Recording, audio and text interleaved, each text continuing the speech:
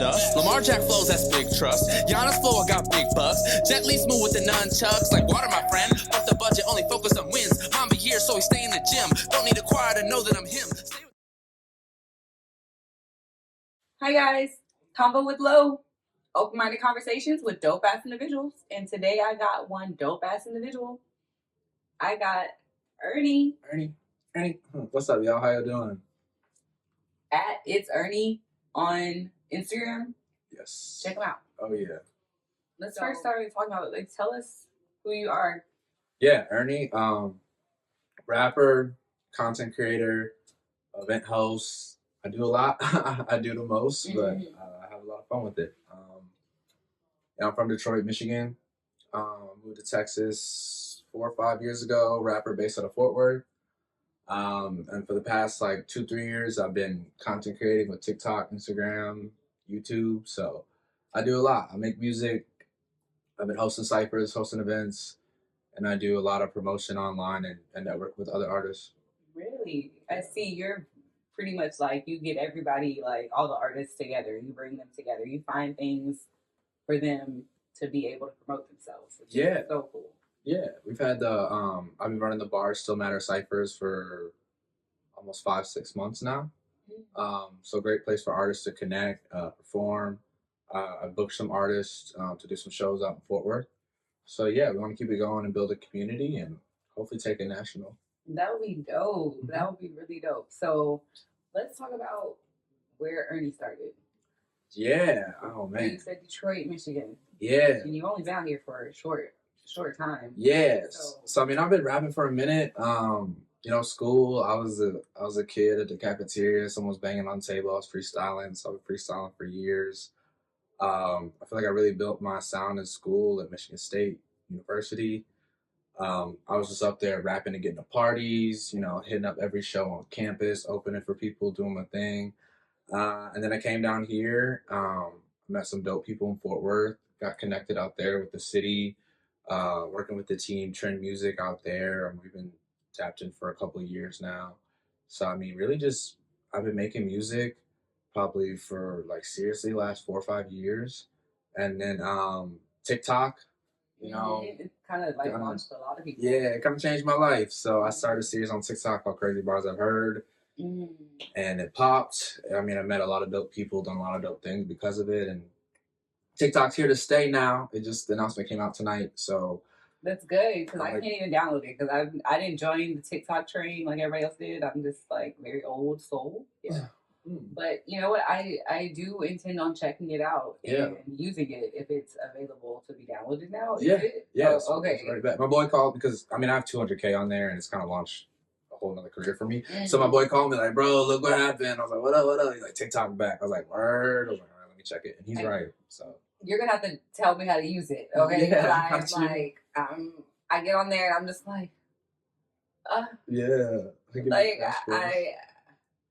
I don't know. I'm old. I have an old soul. Let's just say that. I'm not old. Yeah. But, so let's talk about you growing up in Detroit, Michigan. Yeah. What was that like? Man, it was cool. I mean, it's definitely a different experience. I feel like my family was just really motivated with me playing sports. I did a lot of sports, football, basketball, track. So I was always doing something and busy, grew up in the church. People always ask me man, black people got rhythm. I was like, bro, probably because they went to church. Yeah. Honestly, clapping in choir, we can take it way back. I mean, the drum circles back in the, we invented rhythm. That's, you guys just have to come to the rhythm. You guys gotta. Yeah, we give you Black History Month lesson if y'all want. But so growing up, just really busy, really into sports, in the church. So, singing, rapping, it just kind of came natural.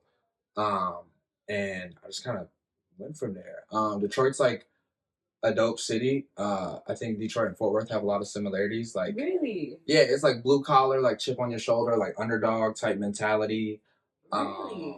Because you would just think, it's would be kind of polar opposite. Because I'm not from Fort Worth and I'm not from Detroit, Michigan, but I do know Fort Worth is in Texas. Yeah.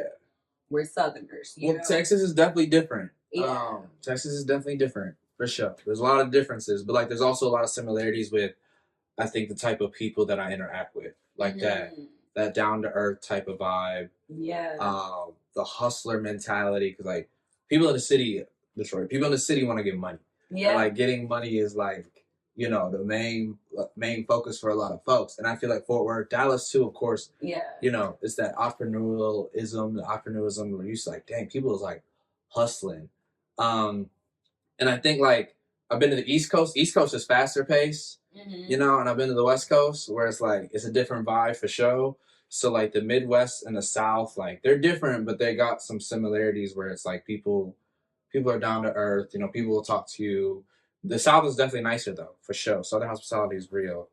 But yeah, so Detroit, I mean, it's cool, but I definitely see similarities in Fort Worth and Detroit for sure. I lived in New York for a little bit, so I definitely understand.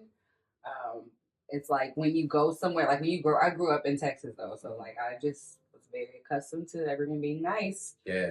And then you move to New York and everybody's like, nah, fuck you, fuck you, and fuck you. Yeah. Like, I'm like, what did I do? And there's like levels, like talking to the homies and like going to New York and DC, there's like levels. There's like Southern hospitality where everyone just speaks and everyone's talking to you and they're real nice. And then Midwest, it's like they're not gonna just walk up and talk to you, but if you're like, hey, do you know how to get here? Oh yeah, you go take the right. Oh, thank you. Oh, you're welcome. Have a good day. It's like that. Yeah. And then there's just like the East Coast where it's like, hey, how you doing? Like, oh, okay. I don't know you. Like, oh, yeah, shit, my bad. I don't like that shit. All right, cool. So you kind of learn to like, you kind of actually like if you become just like that the longer you're there, Yeah. But I'm glad I've been here for so long now. It's kind of slowly leaving my body. Yeah. One thing I was going to ask you, since you've only been here for so long, do you consider yourself a Fort Worth artist, or do you just consider yourself like Detroit born, Fort Worth based? I think I need a okay. couple more years to be like, yo, I'm from Fort Worth, But yeah, so like I like all my bios are like Detroit born, Fort Worth based, Okay. So yeah, no, I rep the funk, love the funk, 817 for sure. But I still have roots, and I go in the studio, my engineer, she's like, bro, you still rapping like for Detroit? I was like, bro, I mean, I am. That's like, hey. But I love like I'm embracing Texas, like shoot, like I've done Woven Up for Paul Wall, really? That's so cool. Yeah, so like I've done, I'm learning Texas history still, Juneteenth, all that, Dr. Opal, there's a lot here, and I love it. So yeah, that's so cool. Yeah. What would you say has been who has been the biggest artist to influence you? Oh yeah, rapper wise. Oh, Childish Gambino. That's my go. I love Childish. Yeah, I love Childish musically and Donald Glover as a person, because like I feel like people's like, bro, you be doing too much, and I'm like, bro, but like I want to drop an album and I want to be a rapper and I want to tour, but also like, man, I love content creating, and like I could be in a movie one day, I could be an actor, like be a director, yeah, be a writer, right? Like I want to write a TV show about my life, like it's just Yeah. like what type of time I'm on. So it's like, man, like I'm doing a TikTok and I'm doing the events and I'm still dropping singles and doing music and booking shows for myself. So like I do a lot, but like I see your content and it's like a daily thing. Yeah. So I was Yeah. like, this dude is busy. Like he Yeah. is in everything. Yeah. But I mean, as that's like my idol, like that's what I strive to be, like that To type have your of. hat and everything. Yeah. Like a triple threat. Yeah, just a dope ass entertainer. Yeah. Dope ass individual. Yeah. Yeah. That's really cool. Yeah. So one thing I would ask you, what do you see yourself like? What is the ultimate goal of where you like to see yourself? I know we just talked a little bit about it. Yeah. But when you sit back and you're just like trying to like calculate manifestations of what you want, what does that look like? I mean, I think like at the root, the core is like to make like a dope, positive impact, right? Mm-hmm. Like impact people's lives, whether it's through music, through art, through shows, through connections, through network, just being like that dope, positive impact. Because like life is so hard, people need that. Yeah. If you ask me like, man, where do you see yourself in like 10 years? It's like, man, I definitely want to be, a touring, award-winning artist. Yeah. And, also do different stuff, like be in a movie, be in a TV show, and just be a dope ass entertainer. Like being one of those characters, like dang, like you really did that. Like in college, I shared the stage with Toby and Wigway, What? the Houston I'm rapper. like a big fan of his. Yeah, Toby and Fat. So like Yeah. I've seen him like grow and seen what he's done. And like his freestyles get twisted Sundays. He drops some music, goes on tour, and then bam, Transformers with his family on his side. Like that's like gold. So that's like another person I strive to be like, man, that's like if I could do that, like be on tours. Yeah, the fashion. Yeah. It's fire. Like the mint and his brand is it really they did that. They did that. They knew what they were doing when they did that. Yeah. But so that's the ultimate goal is to be an award-winning entertainer. Okay. Is there anything like are there certain like little checkpoints along the way that you like have like marked that Oh yeah. Touring. I definitely want to do shows in every city. I want to start doing ciphers in every city. So checking off cities, checking off different places, connecting with people. Cause it's like when you blow up online and like there's some dope people in my DMs. There's some people that like are really cool that I've talked to online. So it's like, man, I gotta meet this person in person. You know, like Sway in the Morning is one of those like people. Really? That's so cool. Yeah, like Power 106 in LA. It's like, man, like I'll be posting y'all, I'll be talking to y'all, like let me like pull up and rap for y'all too and then connect with different artists in cities and do my own thing. So that's definitely. I also you have like connections with Lou Charles as well, right? He's a Fort Worth artist and blowing up pretty. Like, yeah, that's really dope. Oh yeah, I've known Lou for a minute. Lou's dope. Great artist, great person. I mean, he's helped me out a lot. He gave me a lot of opportunities, and I mean, just really a dope rapper too. We have a song together. So yeah, that's why I was like, okay, yeah, like that's a really. I think that's where I saw the connection at was the song. Yeah. But that is like that's really cool. I think that's just like the fact that you can connect with so many different artists and bring them together, and give them a platform. Because that's the hardest thing is for artists to find platforms. Yeah. Yeah. And so, do you feel like you were inspired by seeing others do that for you? Yeah. Oh yeah. I think you got to pass it down, especially to the next generation too. And like crazy bars I've heard, like I'm a rapper. Bars still matter. Like I definitely want lyricism to always be at the core of what I do, and also like the next generation because I love all types of music. Like I'm listening to so many different artists, and like melodies are important. Auto tune's cool with me, but like I think that the foundation of hip hop is the lyrics and the bars that you spit and how you can tell a story. And how every sample tells a story, every beat tells a story, but of what you say is going to drive that. So I definitely want younger rappers and younger kids, like I want to be able to pass that torch too. And be like, hey man, like bars still matter. Crazy bars I've heard. Like listen to the lyrics because that's what's really important. That's in essence the art. Like that's what I mean, of course, music. The beat, everything that's art as well. Yeah. But I think in essence, like the song can't be anything without the lyrics. Yeah. I mean, people are singing along to Kendrick's lyrics at the halftime show for what that man was spitting. So when I hear Detroit, Michigan, the person I think of is Big Sean. Mm-hmm. Do you feel like you have any similarities to him when people say that you sound like a Detroit artist? Yeah, kind of. I mean, like the punchlines, like I feel like there's always like bars that people like remember and like punchlines and like catchy stuff. Like Big Sean's kind of catchy and he's got that flow. So, and I mean, I grew up on Big Sean. Like, he was popping off, and everyone was like, "Man, did you hear this dude? Man, he rapping for Kanye and good music." And, I posted Big Sean a bunch of times, and he's definitely someone that's like, "Oh wow, like you can do it." And I remember seeing Eminem's manager speak in college, and he was like, "Man, he was glad that Big Sean like popped the way he did because it's like you don't got to go through Eminem to make it out of the city, right?" Like there's other avenues you could do it yourself. I still collaborate with Detroit artists. Like we're doing an event in South by Southwest, and a lot of Detroit artists are coming down. That is so dope. Yeah, shout out to Nonstop Hip Hop.